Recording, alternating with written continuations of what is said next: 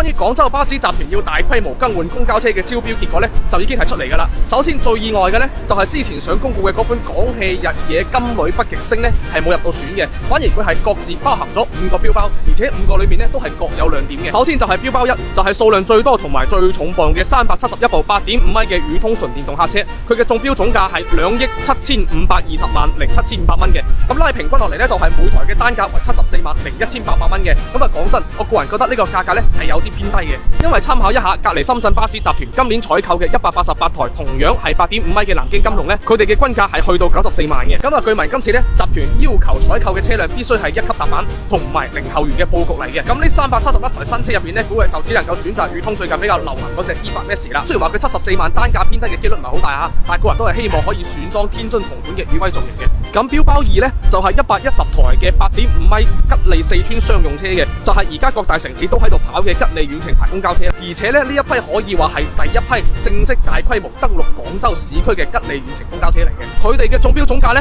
就係8,965萬，拉平均呢，就係85,05,000蚊一台，係比宇通貴嘅。咁啊同樣基於集團要求嘅一搭零後緣嘅佈局下呢，咁啊冇得揀㗎啦，遠程大概率呢，就只能夠係而家寶雞公交入邊所行緊嘅同款遠程 C8E 啦。然後到咗標包3呢，就係流咗標嘅，因為據聞佢哋係要89萬，並且仲要求每台車加裝自動駕駛功能，咁啊既要又要，咁啊冇咗啦。然後最意外嘅就係標包4啦，288台7米嘅純電動中通，佢哋嘅中標總價係1,798,004,000蚊嘅，拉平均呢，就係61,08,000蚊一部啊。咁雖然話而家廣州市區呢都有啲中通即一路喺度跑嘅，但係嗰啲原本呢，就係增程買咗落嚟先掟咗嚟市區嘅啫，並且佢數量都唔係好多，所以佢存在感呢亦都唔係好高。但係今次呢288部嘅7米中通呢，就可以話係中通客車成立以嚟第一次咁大規模咁進入廣州市區嘅，咁所以對於個人嚟講呢，都係幾驚喜下嘅。咁啊同樣基於集團要求嘅一搭零後緣佈局下呢，基本上冇得揀啦，只能夠選擇韶關同款嘅中通 N7啦。咁呢款呢，就係一個根據之前中通風采嘅造型再發展過嚟嘅2代車型嘅，反正呢，就唔知你哋覺得好唔好睇啦。咁最後嘅標包5呢，就比較意料之中嘅，就係102台7米嘅純電動中車，